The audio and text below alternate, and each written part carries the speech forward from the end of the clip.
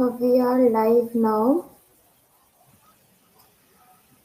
It's 2:59 and we are again sharp at time. It's as said, the today's webinar was scheduled at 3. So a very good afternoon to all the participants who are attending today's session. I, CA Tanya Gupta, on behalf of Optotax, welcome you all in today's webinar on intricacies in input tax credit. ITC, if I say ITC is one such ITC is one such topic which is so complex, which is so detailed that it is one of the pillar of on which our GST is based. So there is a lot of content readily available on social media, be it YouTube or be it any other platform. But the more you will the more you will discuss, the more you will study, the more it will give you a new dimension. So with this, we are starting with today's session. So let's wait for other 2-3 minutes so that people could join in. As I can see, good afternoon, Chandramouli ji. I would request you all to keep using this chat box in your screen on your screen so that the session could be more interactive. As I always say, keep using this because it is for you all. It makes us connect virtually because this is the only medium with which we can connect right now. Though COVID times are getting over, but still we have to be very precaution. We have to take every possible precaution. So keep using this. Good evening, everyone. Show some enthusiasm. It's though we know after lunch we feel a little lousy, but this is the time when you have all registered for a webinar. So you should all be charged up so that you could take on the knowledge which today's faculty will be sharing with us. Yashpalji, what will be the topic? Sir, it will be intricacies in input tax credit, as we have also mentioned in all our mails and all our posters. So good afternoon, Akash ji. Good afternoon, Pankaj ji. Good afternoon, Balram ji. So yes, so if anyone is facing any issues with respect to internet connection or no video, as Siddharth ji is saying that no video, sir, ma'am would request you to please refresh your internet connection once everything is working perfectly fine from our side. There is no audio or no video connection problem. So please keep on refreshing if there is some issue.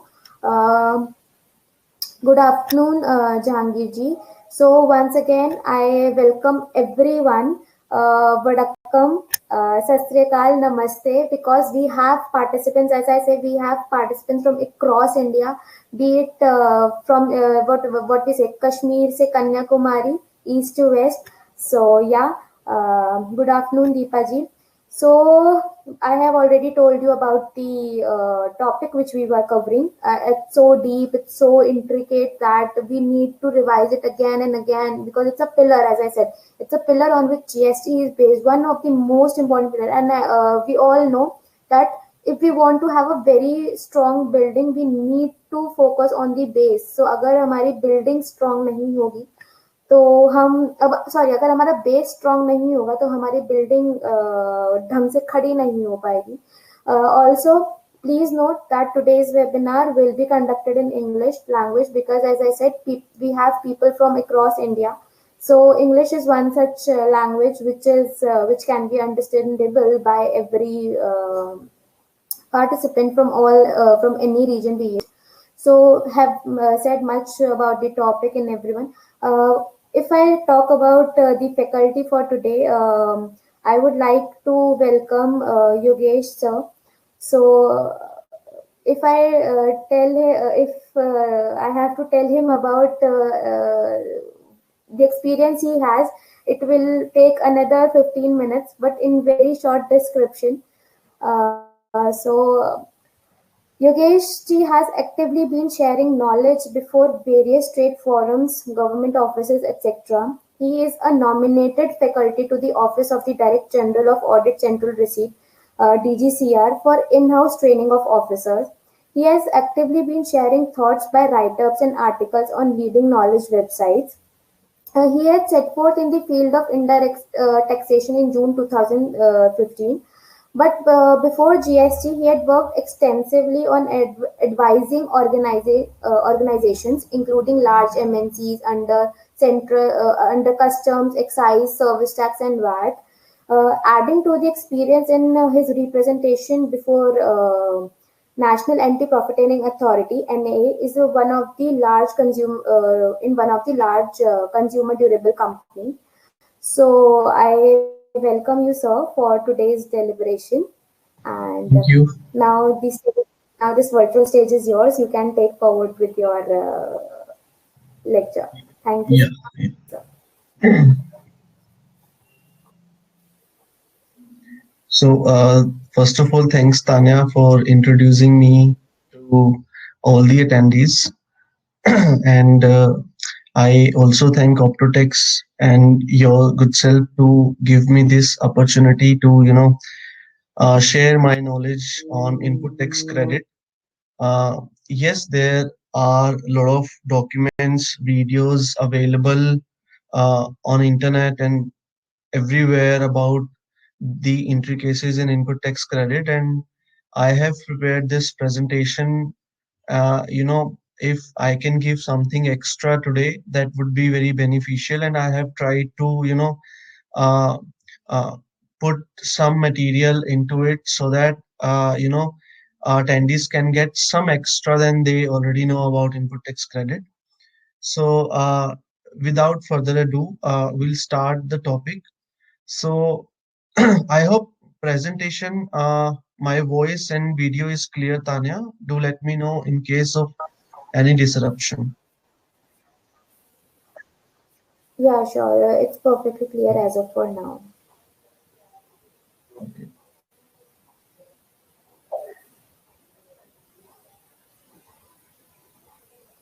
Can you see my screen Mm, presentation? yes, it is Yeah, visible. okay, okay. Thank you. So we'll discuss first eligibility to claim the input tax credit, then apportionment and blocking of input tax credit, and then ITC vis-a-vis input service distributor, and then your questions and our answers. First is ITC eligibility. So we'll discuss the important definition, so which will create a building block for our entire session. First is input tax. Section 2 Clause 62 defines input tax in relation to a registered person means central tax, state tax, integrated tax, and union territory tax charged on any supply of goods or services or both made to him, and includes IGST, this tax payable under reverse charge, tax payable under reverse charge under IGST Act, and then other mentioned specified taxes, but does not include the tax paid under composition levy. So obviously, composition levy, there is no tax on the invoice, and there is a concessional rate. So that credit tax paid on composition levy as composition levy is not allowed as input tax. Another definition is input tax credit means the credit of input tax. Prescribed means prescribed by rules made under this act on the recommendation of council. Registered person means a person who is registered under section 25 but does not include a person having a unique identity number. So these four definitions are important, and I'll tell you how these definitions are important in the subsequent slides. Eligibility criteria. So to claim the input tax credit, you have to be a registered person, and those inward supplies of goods, services, or both should be used or intended to be used in the course of furtherance of your business, of the business of registered person. Then you must have input invoice and tax paying or any tax paying document. For example, in case of import, it is bill of entry. In case of RCM under section 31 subsection 3, it's your self invoice. Then you must have received the goods or services. You must have paid the vendor, your supplier must have paid the tax to the government. And lastly, you should have filed the return under section 39, which is 3B. So we are not going into that dispute regarding is 3B is a return under section 39 or not, because they have amended it. And even after amendment, there has been challenges that still after amendment, the 3B is not a return under section 39, or at least it cannot be made a return with retrospective effect under section 39. So we are not going into that dispute. That's a separate matter. So these are majorly these six conditions. There are other conditions attached to related to and attached to these basic conditions. So these are the six basic conditions. So first is you should be a registered person. That means if you're not a registered person, you're not eligible to claim the ITC. Okay. That means if you're not eligible to claim the ITC, you will not be eligible to claim the refund of ITC if you're an exporter. So you have to be a registered person first. Under the erstwhile regime, this condition was not there. Even if you were not registered under service tax laws, you could have claimed the refund on export on the Senvet credit. So this is, a slight departure from the erstwhile service tax or excise regime. Then your inward supplies must be used or intended to be used in the course of furtherance of business. You must have an invoice or tax paying document. So here I actually, I'll discuss in detail about all these six things. So first proviso to section 16.2 and rule 55.5, provided that where the goods against an invoice are received in lots or installment, the registered person shall be entitled to take credit upon receipt of last lot or installment. So this is also a condition to avail the ITC, but those basic condition will come in the next slide. But these are another condition attached to those conditions, basic conditions, that you can avail the credit against an invoice when goods are receiving in lots or installment. You'll be able to avail the credit on the last receipt of last installment or lot. So if you see rule 55, they talk about how the supplies to made in lots. So you have to issue a delivery challan, you have to issue an original invoice first, and then delivery challan with each of the lot or installment along with a copy of or that original invoice. And then in the last lot or installment, you'll have to issue the invoice, the original invoice. You have to give original invoice to the transporter, and then it will move. So rule 55 and section 16 to first proviso is that way complementing each other. Second proviso to section 16.2 says provided further that where a recipient fails to pay to the supplier of goods or services or both, other than the supplies on which tax is payable on reverse charge basis, the amount towards value or supply along with tax payable thereon within a period of 180 days. So this is a condition everyone knows, that if the recipient of a supply has not paid to the supplier the value of supply as well as the tax within 180 days, then the recipient is not eligible to claim the input tax credit.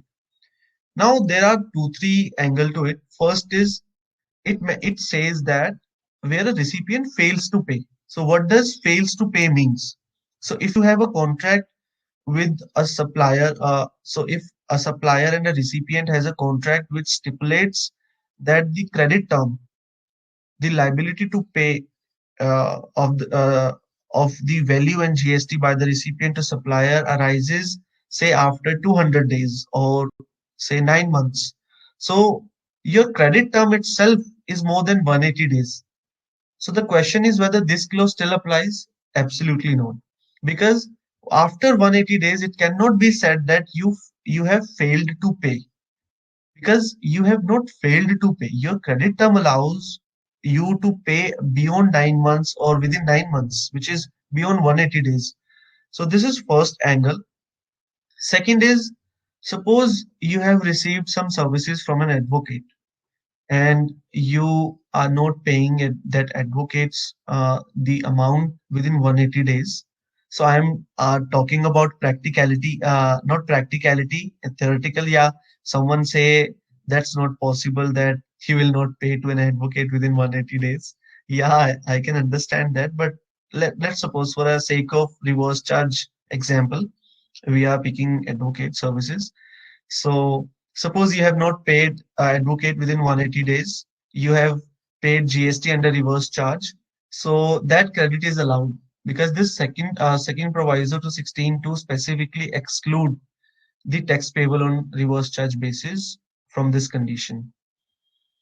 Another important point is that value of supply along with tax must be paid. So if you have paid only the tax amount, then that is not sufficient to avail the ITC.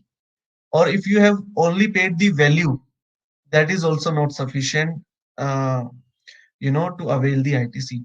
You must pay value as well as tax. Then only you will be able to claim the ITC. Suppose you had to pay 100 rupees plus 18 GST, that is 118 rupees, and you only pay 100 rupees. Then you can gross up rupees 100 and to calculate how much is the tax and how much you have paid for the value, and then you can take the proportionate ITC that you can take because you have paid the proportionate amount. But as long as you have not paid the full amount of value and GST, you will not be able to take full credit. Then it says if you have actually failed to pay within 180 days, an amount equal to input tax credit availed by the recipient shall be added to the output tax liability along with interest thereon. When they talk about interest, they are talking about interest from the date of invoice or from the date of actually booking the credit.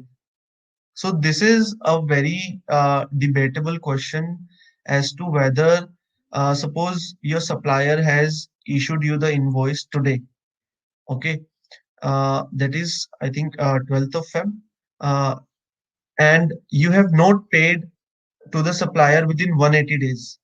So they are asking that you reverse the credit or you add your credit to the output tax liability along with the interest from the date of invoice. However, in fact, it should have been along with the date, along with the interest from the time you have availed that credit until the time you have paid you have reversed the amount ITC or you have added the ITC to the output tax liability. This should be the ideal, provision, but department is actually demanding from the date of invoice. So that way, I believe that the department demanding interest from the date of invoice till 181 days when the taxpayer has actually reversed or paid the ITC is ultra vires the act. It must be from where I have availed. Suppose you have received the invoice today. You have availed the credit after 3 months. Okay. And now you have not paid within 180 days from the date of invoice. Then your interest must be from the date you have availed the credit. That means after 3 months till the date you are actually reversing the credit. So that is where there is a gap between the department understanding and the taxpayer's understanding. So you need to be very careful about it. So if your clients or if you're getting some notices yourself to pay interest in this situation from the date of invoice, you must contend it.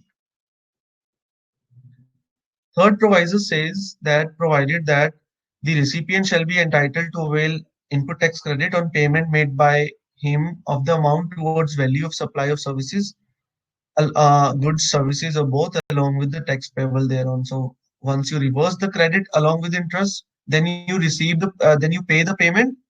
You will be entitled to get the re-avail the credit again, and there is no time limit for this re-availment.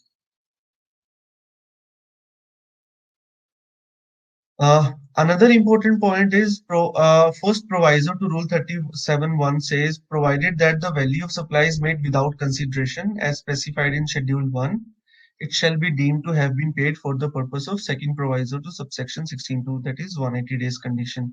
So if it is without consideration, so obviously you won't have to pay anything, and that 180 days requirement of fails to pay does not apply to you. That was very obvious. They have inserted first proviso to clarify it.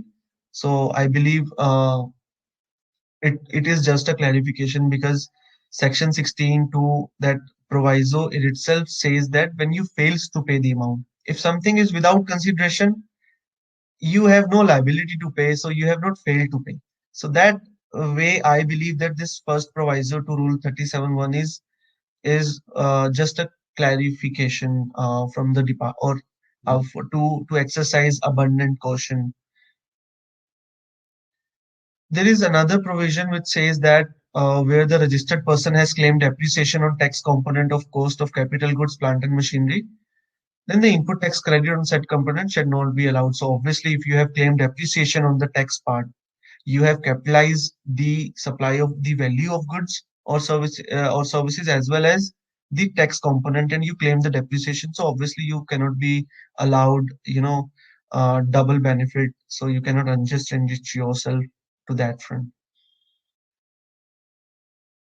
Then section 16(4). This is very important section. As I said, we will discuss the basic condition one by one, but this is a very important provision. A registered person shall not be entitled to take input tax credit in respect of any invoice or debit note for supply of goods services both after the due date of furnishing of return under section 39 for the month of September following the end of financial year to which such invoice or debit note pertains, or furnishing of relevant annual return, whichever is earlier. So it is not disputed that the last date to claim the ITC is return due date of furnishing of return of September, that is 3B of September, or the relevant annual date, whichever is earlier. So, but here it is saying furnishing of relevant annual date. So if you have furnished the annual return, that is GSTR 9, before the end of that due date of furnishing of September return, then your date of furnishing will be considered as the last date where you could have availed the ITC. So usually it would be the due date of furnishing of return under 39 for the month of September, but that you have to be very careful that you don't file GSTR 9 before that date and you know uh, uh, you deprive of some more time to avail the ITC. So that is a very important point here to note. Further, earlier what was happening was this amendment which I have actually deleted, or invoice relating to such debit note. So suppose somebody has issued an original invoice in 2017-18, okay, or say let us take about example of 2018-19, because 17-18 time limit was extended by ROD, so that would make it quite complex. Let us make it 2018-19. So original invoice was issued in 2018-19.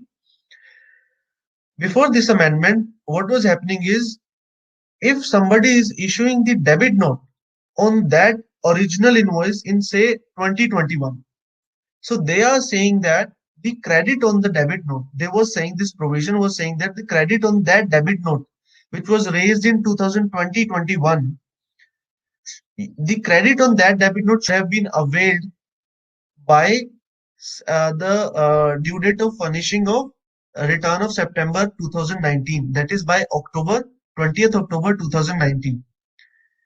Now, how is this possible? I don't think science has gone beyond a thing that they can actually make a person time travel.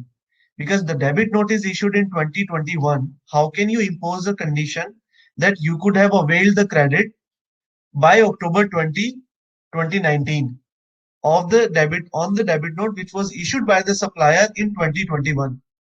So time travel is not possible, and this, if something, so there is a doctrine that law cannot impose a condition which a taxpayer is not cannot possibly comply with. So this is a doctrine that law cannot ask someone to do something which he cannot possibly do. So that is the condition which I believe, made this provision or this section of this provision arbitrary, vague, and against Article 1419 and was unconstitutional.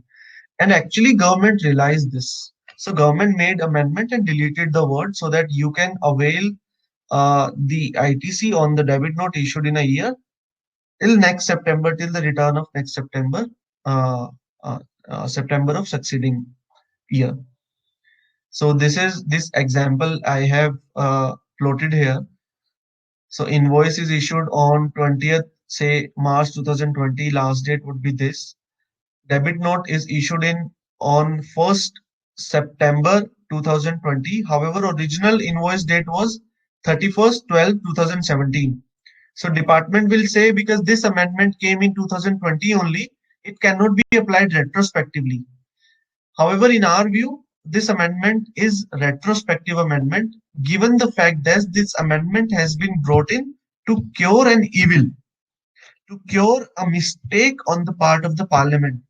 If there has been a mistake on the part of the parliament or is anything which is arbitrary, vague, uh, unreasonable, and removal of such arbitrariness, unreasonableness, or vagueness amounts to a to giving effect to such an removal, retrospective effect. So we believe that uh, even before this amendment was notified in 2020, such person could have availed the ITC when in the year or till the date of September 2000, September of the succeeding year when the debit note was issued. So that way, we believe that this amendment will have a retroactive effect.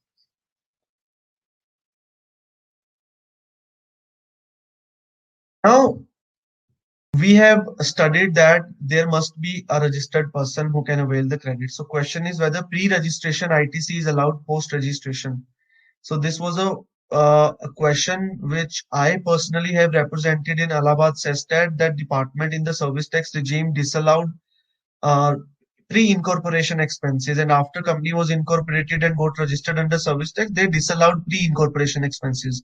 So now under GST, when it says every registered person can claim the ITC, so whether pre-registration or pre-incorporation, pre-registration here means registration under GST. So whether pre-registration or pre-incorporation ITC is allowed post-registration, there is a provision which says that Section 18(1)(a) allows ITC of input contained in stock, semi-finished goods, and finished goods pertaining to invoices of past 1 year. So for 1 year, they allowed clearly if you are having stock or semi-finished goods in your, in your stock. However, what about ITC of inward services? So the pre-registration, you must have availed some consultancy services on which you must have, the supplier must have charged GST on it. So that way, what about that? So in our view, there is no restriction on availing pre-registration ITC post-registration, even after when the 16(2) says that every registered person is entitled to claim. So yes, my claim will be materialized after I get registration, but there is no restriction on claiming the pre-registration ITC post-registration.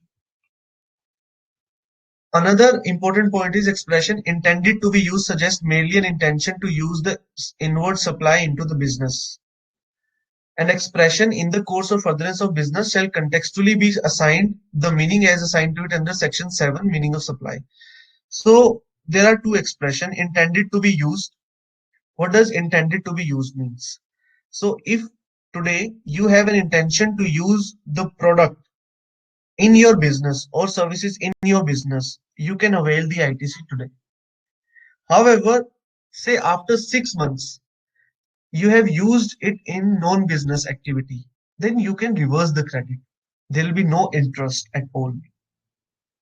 Because when you received the services, your intention was to use in the business itself. Let's suppose air condition, you purchase an AC. You have installed that AC in your office. Okay. Your intention was that you will use in the office. However, say it was winter time, AC was not used at all, and after 3 months or 4 months, your director is asking that I need this AC in my home. You shift your AC to directors for his personal consumption. Will that make your ITC availed on AC ineligible at the very first point? No, because you intended and you have the proof of intention that you actually installed your AC in the office and then uninstall and then reinstalled in your director's home. So this is a very important clause that the eligibility of ITC is not dependent on the actual use.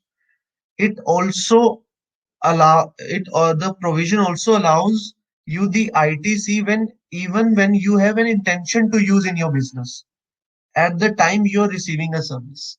So that is a very important clause. Another expression is in the course or furtherance of business. So the question is whether at the time of selling or transfer of uh, goods, at the time of selling of your business, or at the time of acquiring something, will that amount to in the course or furtherance of business? Obviously, even if you are selling something and the other person is acquiring, uh, that would also amount to, suppose you want to sell your business, and before selling your business, the transferee, you are a transferor, the transferee asks you to have your due diligence done on your business, whether your assets are okay, your assets have value, are they not impaired. So you avail a service of a consultant who do the due diligence services, who perform those due diligence on your business and give you the invoice, say 10 lakh rupees charging 1 lakh 80,000 rupees ITC. Will that be considered in the course or furtherance of your business? Because your business is being sold out. And for the selling of business, you're actually receiving those services.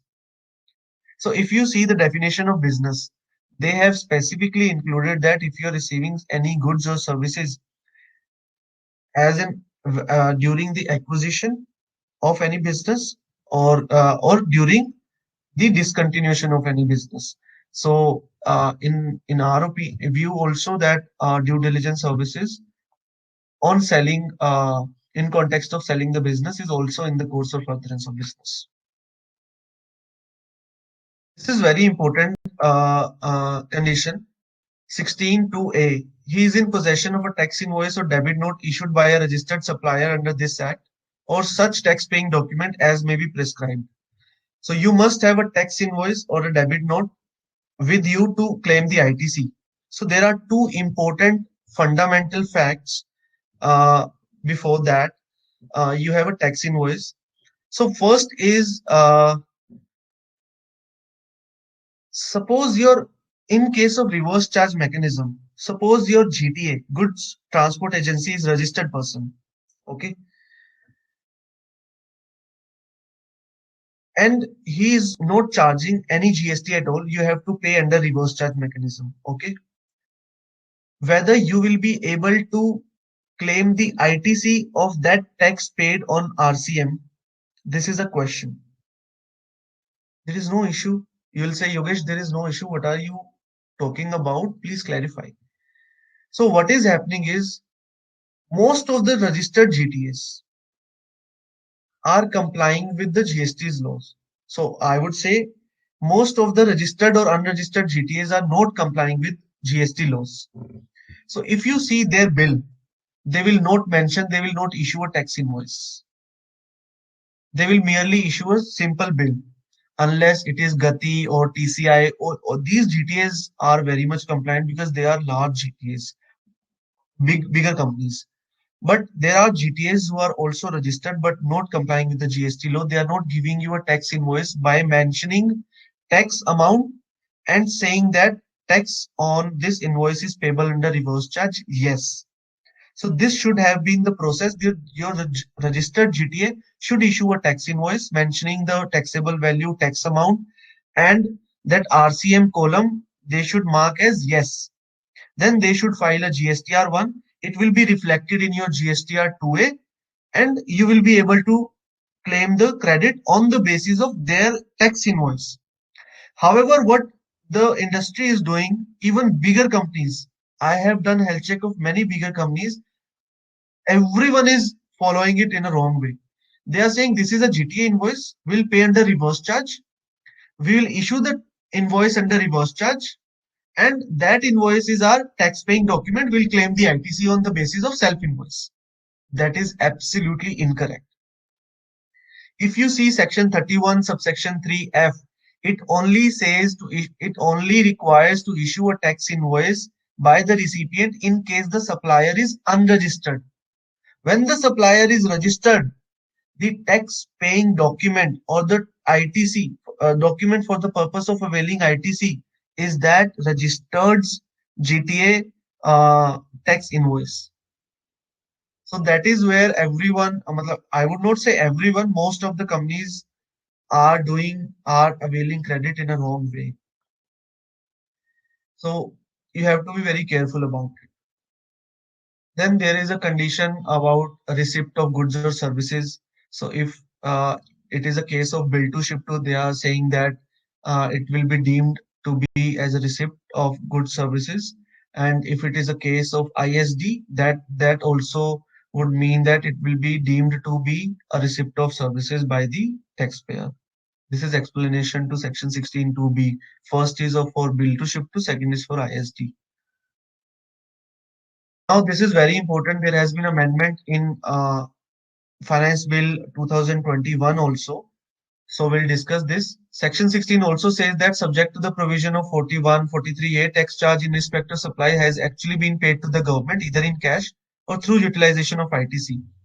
So in the previous regime, the similar clause was there in the Delhi VAT, or I would say in most of the VAT legislatures, where this condition was imposed. In Delhi, it was held by the Delhi High Court that if the recipient is a bona fide recipient, you cannot just proceed to disallow the credit of the recipient.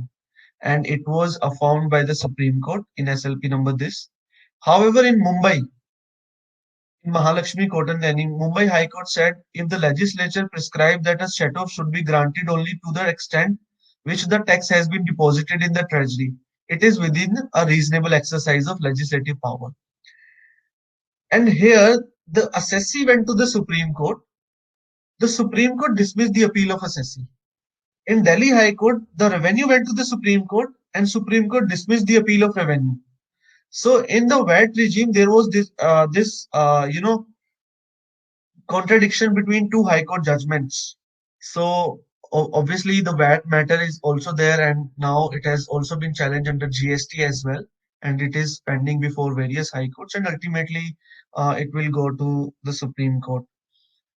However, in this Finance Bill 2021, they imposed another similar sort of condition that ITC could be availed only when details of invoice or debit note are furnished by the supplier in the statement of outward supplies, and such details are communicated to the recipient.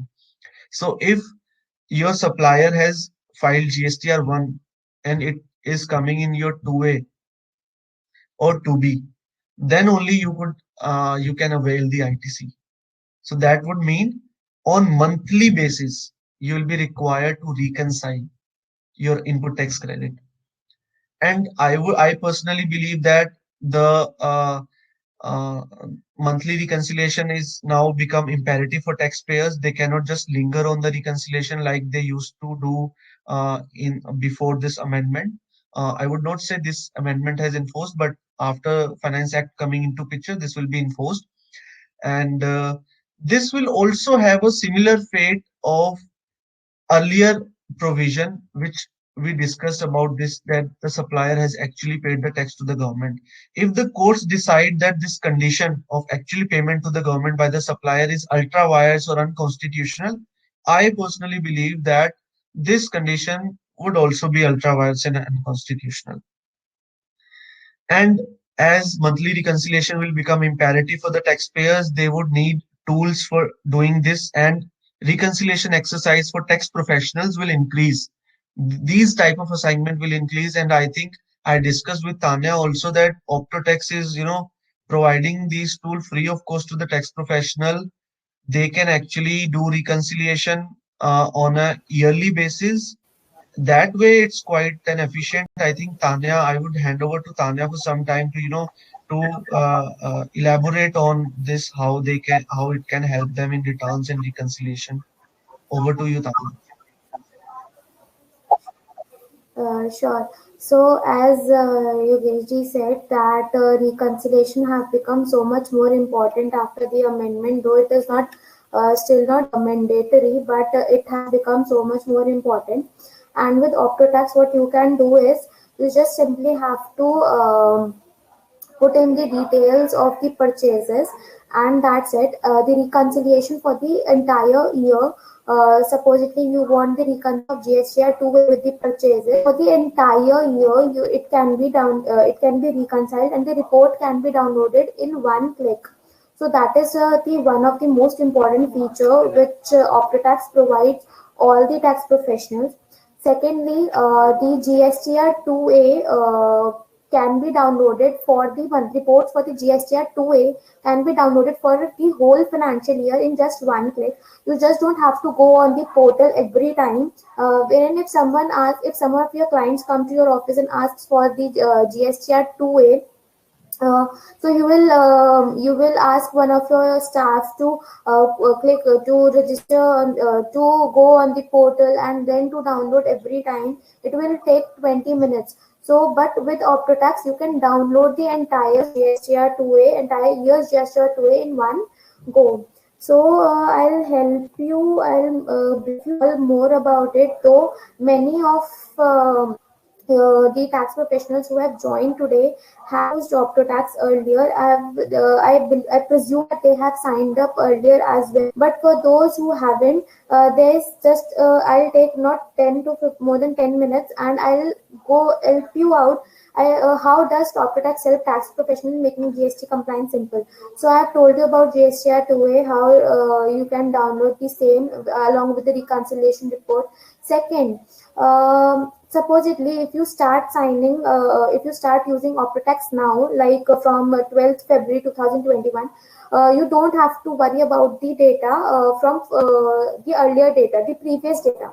The data from 1st July 2017 will be there on your portal, on the OptoTax portal, so you don't have to worry about the previous year or the earlier data.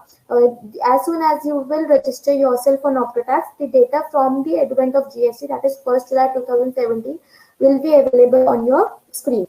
So it does help tax professionals in making GST compliance simple, because we always have aimed for that. The OptoTax had been created after receiving the feedback of tax professionals of like how they feel about how what problems do they face when they file when they comply when they do the compliances of GST.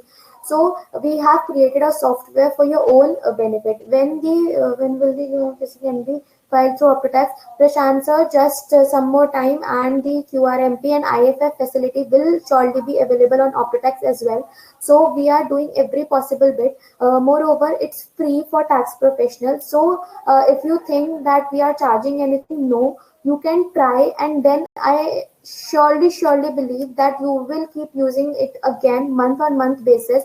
For guest roof sir, is it completely free? You can sign up now. I have even started the offer on your chat box. It will be visible on your screen. Just click on it and you can sign up. It's very easy to use. You just have to go on browser and type www.gst.optotex.com. That's it. As soon as you click on enter, Prashant, it's amazing software. Thank you so much for your feedback. See, this is the software which we received from the participants across India, and it has been the India's number one GST platform. It's being trusted by 30,000 tax professionals as of for now for for filing returns of 8 lakh plus clients. These are not any false claims. These are the numbers which we are standing as of for now, and I really hope with all your support it grows more and more. So yeah, So it does help in tax professionals in making GST compliance easy. Two features I've already told you. Coming to the next, like live dashboard showing GST return status. Just assume yourself sitting on 20th, I suppose the last date of GSTR 3B, and then you are thinking of which client return is not yet filed. So it has a live dashboard status which tells you which returns of which clients is not yet filed. So it helps you in efficient management at that due date times. Multiple users can be added for allocation and delegation of work. Supposedly, you have 200 clients in your 200 GST clients, and you have four people working under you. So to uh, you want to allocate 50 clients per staff, so you can allocate it, and that's where you can have a check of which person is filing on working on which client's return. So it helps in allocation and delegation of work. See, no installation and very simple to use. You do not require any installations to be done. All what you have to do is just go on the browser, type www.gst.optotext.com, and you can use it. Like if you are on the go, on the move, and you want to use it, you just have to, you need Google Chrome, and that's it. It's not system centric. So thank you, sir, for using it. Thank you, Kumar, sir, for using it. We only want your GST compliance to be easier. So that's why we have kept it free of cost. As I told you, automatic fetching of data from GST portal. So from 1st July 2017, you will get automatic data from the advent of GST.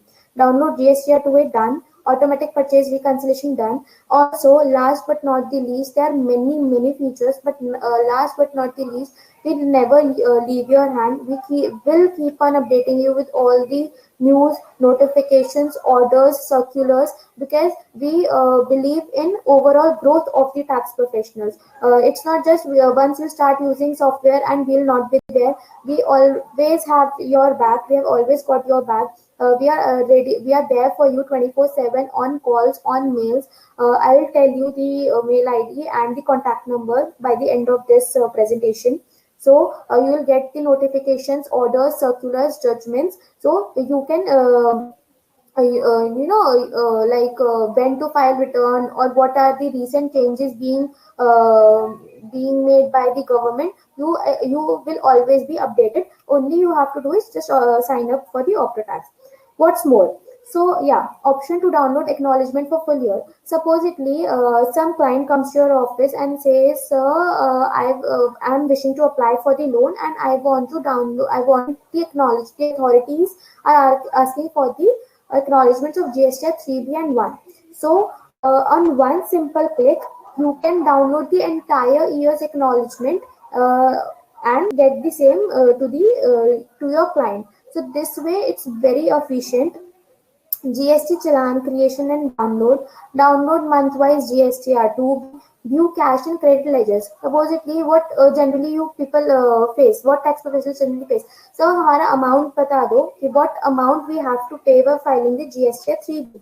So, till date, the cash and credit ledger balance can be viewed, and you can tell him the amount that he needs to pay for filing the GSTR 3B. Not only that, as if you can see in GSTN on GSTN portal, you get the the ledger balance of 3 months. But with OptoTax, you can get the entire year's cash and credit ledger balance in one simple click. Last but not the least, seamlessly integrated with GST network with end-to-end filing of returns with both DSC and EVC options. So you don't have to go on portal after generating your return. From OptoTax only, you can file the return with both DSC and EVC options. So yeah, these are the reporting, reconciliation reports, summary reports, full year. It's every time it's full year, not monthly, not anything. It's all full year. GSTR 1, GSTR 2A, GSTR 3B reports. It's all reconciliation reports. GSTR 1, 3B versus 2A. So all the reports are downloadable on one simple click.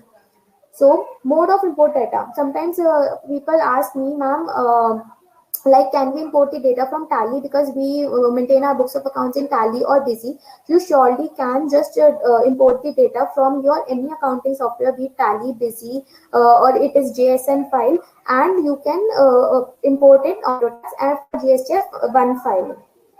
Next, Optotex setup, it's very simple. Sign up, as I told you, go on browser, just sign up www.gst.optotex.com, install, add clients in bulk, create your desktop shortcut,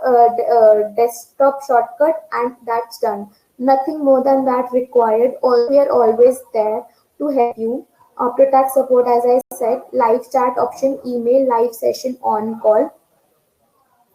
Next is, yeah, so it's the link, as I told you, it's exclusively free for tax professionals. So if you haven't, I believe that many of you have already signed up. If not, I have, as I said, there is the offer in your chat box. You can click and you can start using today. It's free for tax professionals. So there is the mail ID and the phone number. You can note it down and you can contact us anytime. Before handing the session to Yukeshji, if you have any questions with respect to Optotax, you can ask me and then I will hand over the session. Please note down the email ID and the phone number. We are there to help you out throughout. So, yeah. Then hope you all have installed, as Yogesh ji also said, that gesture to a reconciliation is very important, and we are there to help you in making your GST compliance bit more easier. So जैसे वो ad आता है in TV की use everything and then decide what's the best for you. So I also believe that use every portal, and I'm sure that you definitely will switch to Optotax because it's very user friendly and you can do all your GST compliances on one simple click. So I do guess everyone is clear and they have no doubts. Though if you have any, I am always there. I am there with the chat support. You can ask me. And over to you, Yogesh. You can go for it.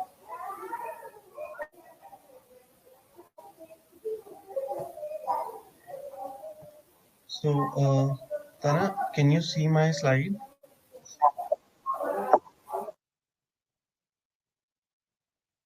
It's right now. It's not visible. I think you have, can you stop sharing yours one and then I'll share it again? I have stopped it Okay, already. okay, okay.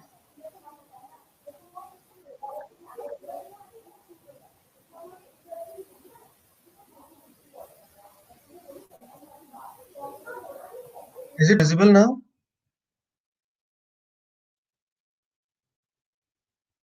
Completely visible. It's completely visible. Yeah, okay. So, thanks, Tanya. Now, after the ITC eligibility, coming on to the ITC apportionment and blockage of ITC, Section 17(1) talks about the apportionment of ITC when it is attributable to non-business purpose. So if you have availed some services or uh, used some goods or services or both for non-business purpose, then the credit is not allowed for that. Section 17(2) plus Rule 42 and 43 are very important for a taxpayer who is supplying both taxable as well as exempt supplies. Uh, Section 17(2), Rule 42, 43, and Section 17(3), Explanation 1 to Rule 43, and Explanation to Chapter 5 of CGST rule. These are the provisions which are complementary in each other and actually deals with a single purpose to dis to apportion the credit which a taxpayer has used for the purpose of effecting exempt supplies to block that credit. Now, I think we can actually give you the understanding of these provision by way of an example. So this is a simple language of understanding these three provisions. So use of input tax credit partly for say taxable supplies, zero rated supplies, non-taxable supplies, and exempt supplies. ITC will be available if you have used directly for taxable and zero rated supplies. ITC not available if you have used it for non-taxable and exempt supplies. However, when it is a common credit, so if it is a one-to-one credit, you can identify it, then this is the formula, as simple as that. If it is a common credit, you need to understand this computation. So say total input tax credit involved on input services is 2 lakh rupees in a tax period. You have to deduct the input tax on input and input service intended to be used exclusive for non-business purpose. So say you have a 20,000 rupees credit, we say T1. You have to again deduct out of the total input tax credit. Total means the including the common everything. Total input tax credit. You have to deduct these three part first to come to the credit which you can actually avail in your electronic credit ledger. So second, you have to deduct input tax credit intended to be used exclusively for effective exempt supply. So please understand what rule 42, this is 42. It is saying input tax, second part I'm talking about when it's second less. Input tax on inputs and input services intended to be used exclusively for affecting exempt supplies. What does that mean? Why they have used intended in the first part also, in the second part also? If you will see bare rule 42, you will find they have not said used or intended to be used. They have only mentioned intended to be used. That means, which we have earlier discussed about the meaning of intended to be used, referred to in section 16.1. They are talking about if at the point of receiving an inward supply, whether you have an intention to be used in your business or not. If you have an intention to be used in your business or not, in your business, then you will not fall under this deduction part. This is very important. I'll give you, I'll show you how this will important in another slide. Intended to be used.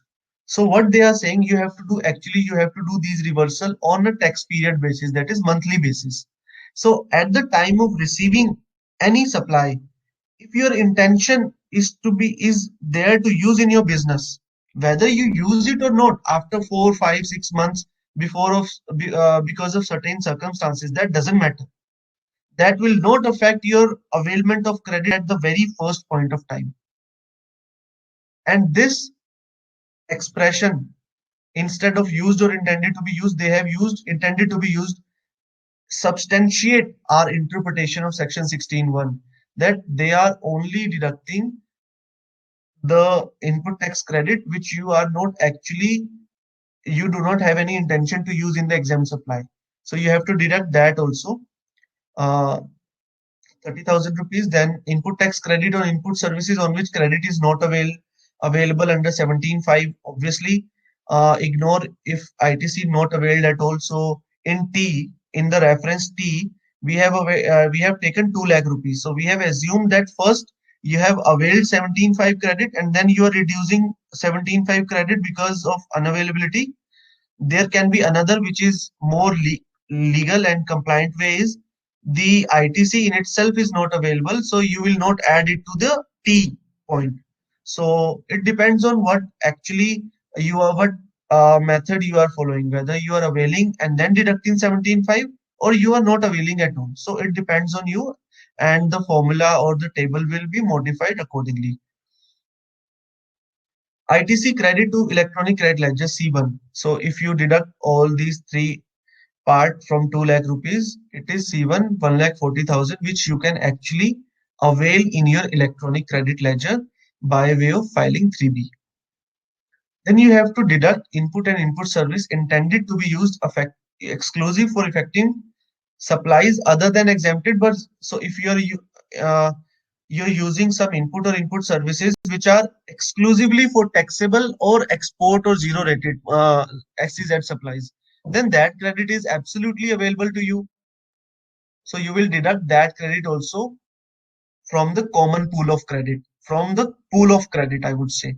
So that would left you with the common ITC available for apportionment. So the first target is to find out common ITC. For finding out common ITC, you must refer to this computation. This I have. If you read rule number 42, you will get confused. This is the simplest way I can put rule 42. The next step is computation of value of exempt supplies and turnover in a state. So you already know that first step is computation of common ITC, and then you have to apportion into exempt supply and taxable supply, for which the formula says that to the extent it is attributable to exempt supply, it is disallowed. To the extent it is attributable to taxable plus tax, I would not say taxable supplies, I would say on which you have paid the taxes, and export, because exempt supplies are also taxable supplies. So that way, credit is proportionately allowed. So second step is computation of exempt supplies and turnover in a state.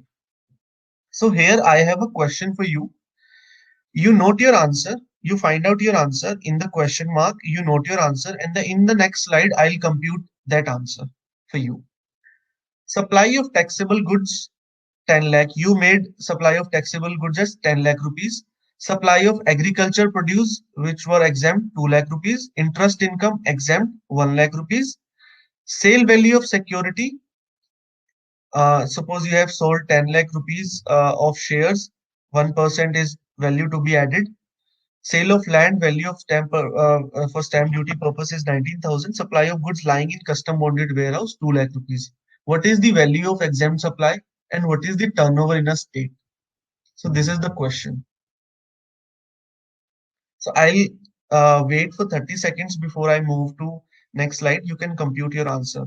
Value of exempt supply and turnover in a state. I have given the definition of turnover in a state.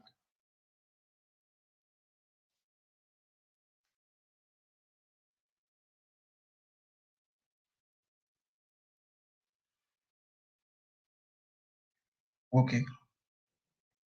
So value of exempt supply. Let us compute the answer. Sale of taxable goods, obviously no. Supply of agriculture produce, 2 lakh rupees, yes, it is exempt supply. Interest income, exempt supply, yes, 1 lakh rupees. However, explanation to Rule 43 says that for the computation of exempt supplies, interest income will not be considered. So 1 lakh would not be considered. So now we have 2 lakh. Then sale value of security. So securities are neither goods nor services. So if it is neither goods nor services, it cannot be any exempt supply. Sale of land. Obviously, sale of land is already already in Schedule 3, which is out of supply. Supply of goods lying in custom bonded warehouse, so inbound transfer is also not a supply.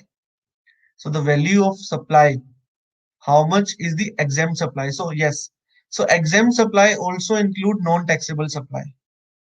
So that way,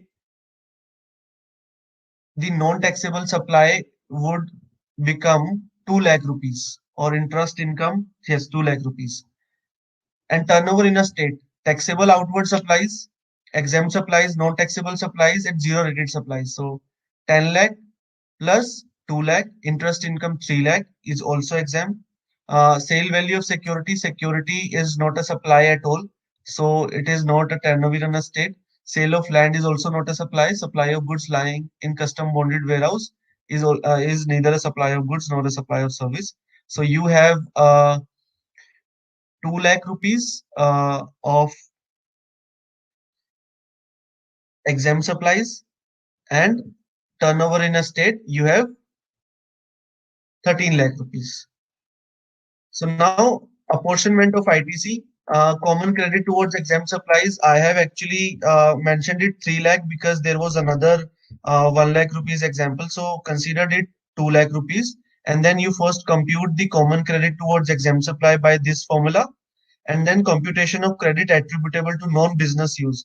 So you have to mandatorily contribute 5% of common credit to non-business use, then amount to be reversed, D1 plus D2. So whatever you find in D1 and whatever you find in D2, you should add this and you should reverse this amount. So eligible common credit to be taken in 3B would be total, which is 40,000 minus D1 plus D2. So this amount, this is how the computation is given in 42, and I have explained in very easy way. Next, now once you have computed it for a single head, so compute C3 separately for ITC of CGST, SGST, UTGST, and IGST. So you have to compute it individually for these heads, and then you should show it in your returns. Compute every component for whole financial year at the end of each financial year. So once you have to file, you have to apply this formula tax period wise. Then again, after the year end, you have to apply this formula for whole year, whole financial year. If on the basis of whole financial year you have availed excess credit, then you have to reverse the credit till the till form GSTR 3B of September. If you have availed less credit, you can avail more credit. So one question which usually clients have asked me that Yogesh, how come it be a difference between computing exempt common credit, reversal of common credit on a each month basis and yearly basis? If we can simply add the reversal on the base on 12 months basis, it will come equal to the whole financial year basis. No, absolutely not. I would suggest you to try it. So this is not a simple mathematics. There can be a reversal during the months. There cannot be reversal in the next month. There can be different proportion, but it cannot be a simple sum up to say that computation in as a whole financial year would also come equal to the sum of computation of on the basis of month. No, that's not correct. You may arrive to a result which is equal. However, it will not be equal every time. Now there is contentious issue that 17.3 says that if you are selling a land or shares, that would also be computed for exempt supplies. So in fact, I'm sorry. In fact, this sale of security, why this the sale of security 10,000 and sale of land 19,000. This is also an exempt supply as per 17.3. So I think that is why I have added this rupees 3 lakh rupees here. So the question is, uh, suppose you have sold land in mid of the year, okay, or shares in mid of the year, April to March. This is a financial year. You are selling your land in October of the. How can so before October you will not be reversing any ITC apportionment to this sale of land. In October you will be reversing, but when you will be calculating on a financial year basis, you will be taking land sale in the exempt supplies. That means for 6 months, which for 6 months for which the land was used in business or land was used for making taxable as well as exempt supplies, was entirely taken. So 12 months for the sale of land was entirely taken. So I'll give you a simple example. Forget about it. Suppose today is February. Okay. You have been reversing credit on month basis for 2021. Now you reach February. Today you sell your land. It becomes your exempt supply. For the month of February, you will be computing exempt supply and taxable supply and apportioning your common credit of February into two parts. Okay. And land will be there as an exempt supply. Okay. Now, after March expire of 2021, in April, you do the same calculation on a yearly basis. Now, while computing the common credit on yearly basis and apportionment into exempt and taxable on yearly basis, you will also add land as an exempt supply, and you will apply the formula to that exempt supply for whole year. However, the land or share was sold in February only, which was the 11th month of the year. So as far as to that extent, I personally believe the formula given under Rule 42 is ultra wise, the CGST Act. CGST Act does not say that you have to apportion the credit on something which is used for very small period of time to the entire year. No, that's not what the section says. Then actual use condition must be fulfilled before computing the value of common credit. So this is a question, a litigation now happening also in GST, but it was settled in service tax. There were various settled judgments also. The tribunal was dealing with the question on reversal of credit on works contract, design services, architect services on account of selling of investment in mutual fund. The tribunal held that these services are not used for selling of mutual fund. So if your client or yourself has sold some shares, 17.3 says it is an exempt supply for the purpose of reversing the common credit. However, you have to see whether your ITC, which is common ITC, it has actually been used for selling shares or not. So the actual user condition must be fulfilled before you reverse the credit.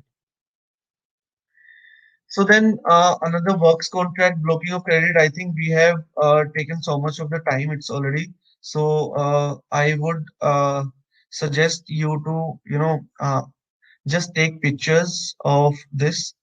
And if you have any query, do let me know.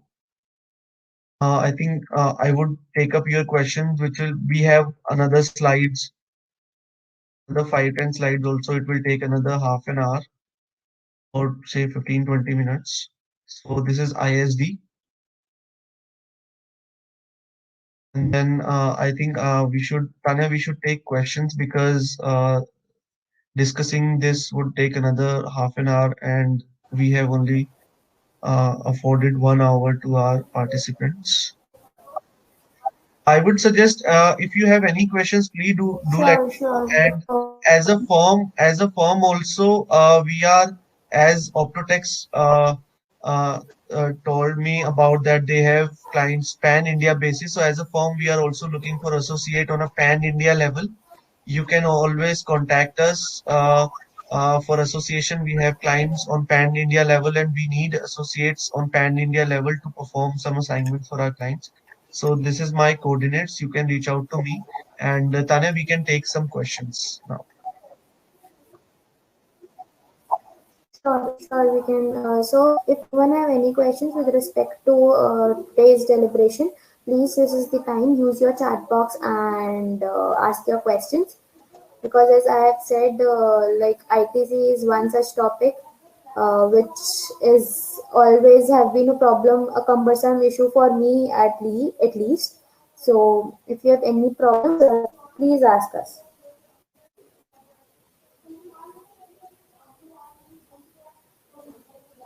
So one question is from Jayashree Khemani. One stockbroker doing pro trading and client trading. Source of income is brokerage on which GST received and paid. How to take input tax credit? If you will scroll down, you'll get this. Okay, just a minute. One stockbroker doing pro Yeah, trading this and one. client trading. Source of income is brokerage on which GST received and paid. How to take input tax credit of brokerage. So you are a broker. You are not actually selling your shares. So whatever you are selling is on behalf of your client. So you are an agent. So that way, it is only your GST income. Sorry, it is your income which is taxable, and whatever services you are receiving, that is allowed to you. So if you are selling, say, if you are selling shares, securities of some of your clients, this clause is not applicable to you because it is applicable to the owner of shares who have actually sold. So you are just an agent. So you can take the credit on brokeraging, whatever services you are receiving. So I hope I have answered your question. This reversal clause on share of security is not applicable on stock brokers unless they are selling shares which are in their own name. So suppose a stock broker has invested uh, his own money in some shares and now have sold those shares, then there may be a situation where they have to that stockbroker has to reverse the credit applying 42. However, if shares belongs to the client, it is just the stockbroker is just an agent. This condition will not be applicable on that stockbroker.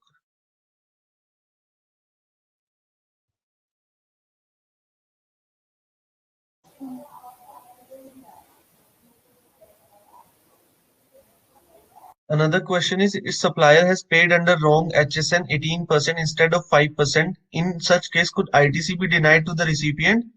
If the supplier has paid under wrong HSN, in such case could ITC, okay. So the ITC will not be denied. Ms. Jyoti has asked this question. ITC will not be denied if your supplier has paid tax under wrong HSN, that is 18%, and you have also paid that 18% of tax to the supplier. So if you are paying only 5% tax, then obviously you cannot take credit on 80 balance excess 13%. But if you have paid value as well as tax of 18% to your supplier has deposited the tax, you can very well avail the credit even if the actual rate was 5%. That's not a problem. So can we take input tax credit if it is not reflecting on GSTR 2B? Yes, you can take input tax credit provided it is being reflected in your GSTR 2A, because so after this amendment, obviously this 36 rule 36(4) will be given effect to in the parent act as well. But you must get the input tax credit in GSTR 2A. So many of our clients have asked whether to follow 2A or 2B. I have suggested them to follow GSTR 2B for the purpose of reconciliation, but that does not mean that if the credit is reflecting in 2A and not 2B, you cannot take the credit. If the credit is reflecting in 2A, you can take the credit. However, if it is not reflecting in GSTR 2A as well as GSTR 2B, then that's a problem for you. You should talk to your vendor or debit your vendor. Can you please give citation of actual use in the context of exempt services? Yes, Miss. Uh, yes, sir. I think Mr. T.R. Rustagi has asked this. Okay, I'll show you the judgment. Just a minute. You can note down the citation, sir.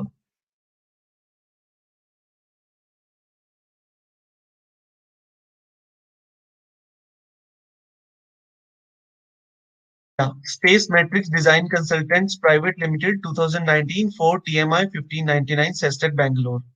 So if you put it on Google, you will find it Space Matrix Design Consultants Private Limited.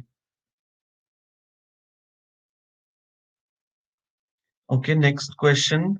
I have paid interest to my vendor for delayed payment against the invoice of goods. My vendor have raised the invoice of interest. My query is that interest amount will be treated as goods or services. So it will be treated as the actual supply. If you see section number 15, subsection 2, it says that any interest or penalty for delayed payment of consideration is to be added in the value of supply. So whatever supply was there earlier, if it is was for goods, then your interest would be added to the supply of goods and will be treated as supply of goods. If it was service, then obviously it will be treated as service. So the relevant provision is section 15(2), where it is mentioned that any interest or penalty for delayed payment of consideration will be part of the value of supply. However, if you see section number 12, 13, after 13, there is a mention that for any if you are receiving interest or penalty for delayed payment of consideration, the time of supply for paying GST would be at the time you actually receive that. So there is a time gap between the payment and raising of invoice, and that is why people are concerned whether it will be goods or services. No, it is linked with the actual service or goods supply. In fact, actual supply and the value of actual supply will be enhanced by interest and this penalty. I would say you should ask a supplementary invoice or debit note in that case against the original invoice. Mr. Sanjay Shah, if reflected in 2A, 2B, can we take credit without receiving goods physically? Obviously not, sir. As we discussed, you must have received the goods in with you as it is a mandatory condition under section 16(2).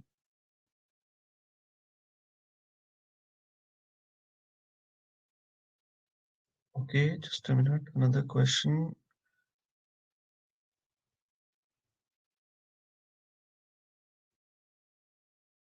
If taxpayer brought goods from one state to his state in person, he is eligible to claim ITC. Absolutely, it depends on what tax the supplier has charged. If you have given the information to the supplier to charge IGST, then you can take the credit. If the supplier has charged CGST, SGST, obviously you cannot take the credit. Uh, as per the department, you cannot take the credit of CGST, SGST. In our legal view, yes, you can take the credit of CGST, but not SGST. How authority knows goods are capitalized with tax depreciation? Authorities will check your entry debit, so they will come to know whether you have actually capitalized your taxes or not. So authorities will check that. Obviously, if you get away with it, you get away with it. But if your auditor or authority is now started is has started checking your capital goods, then you may fall into that uh, their observation. If supply is made without consideration, then no GST payable.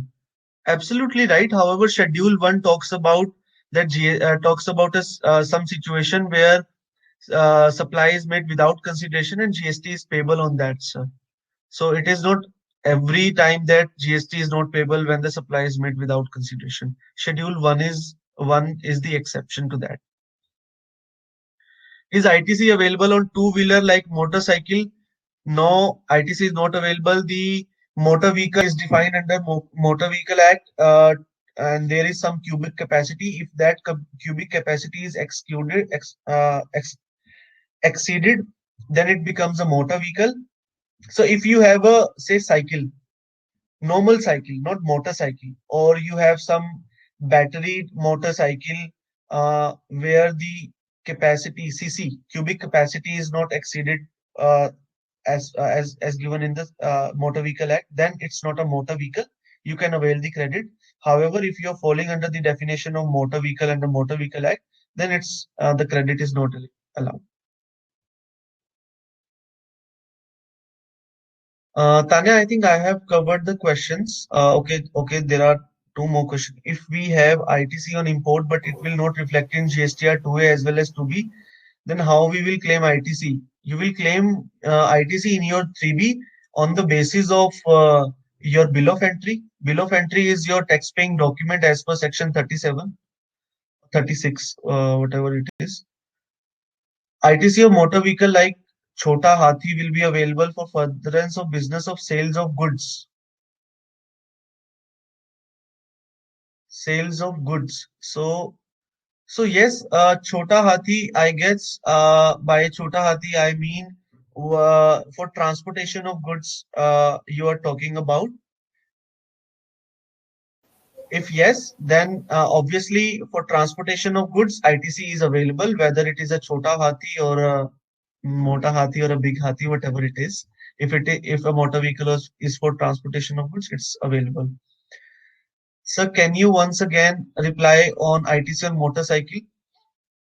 Sir, ITC on motor vehicle for 13-seater capacity is not available till up to 13-seater capacity. Motorcycle is up to 13-seater capacity, and all is dependent on the definition of motor vehicle under the Motor Vehicle Act. If you see the definition of motor vehicle under the Motor Vehicle Act, it specifies a certain cubic capacity.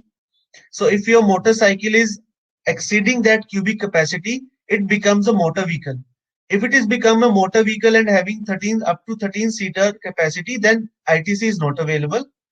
if you have a cubic capacity less than what is specified under the Motor Vehicle Act, then it is not a motor vehicle as per the Motor Vehicle Act, and similarly is not a motor vehicle as per the GST Act, and then you will be eligible to take the ITC. So Tanya, I think I have covered the I guess, questions. or Yeah. exactly. So I hope you all have benefited from today's session, and Yogeshi have kind of break the intricacies of ITC in much simpler form. So yes, so if anyone wants to get associated with him, it's a great opportunity. So please. As a personal experience, I would say, please do contact him, and if possible, start your career with him.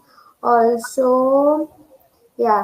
So we also have many upcoming webinars in coming days. So it's for with him, it was just a start. We will surely bring much more webinars along with the UKG. It was, as I always say, it's just a beginning. It's just a start, and we all have a long journey ahead.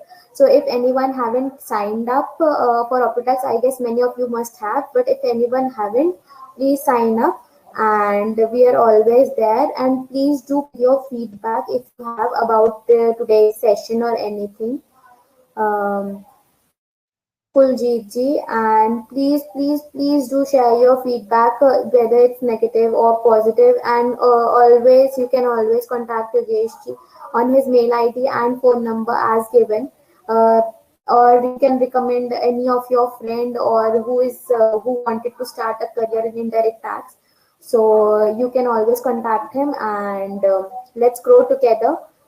See you soon with another webinar in coming days, and keep watching, keep stay tuned with the Optotax website and everything for the latest updates and about the upcoming webinars, as I said.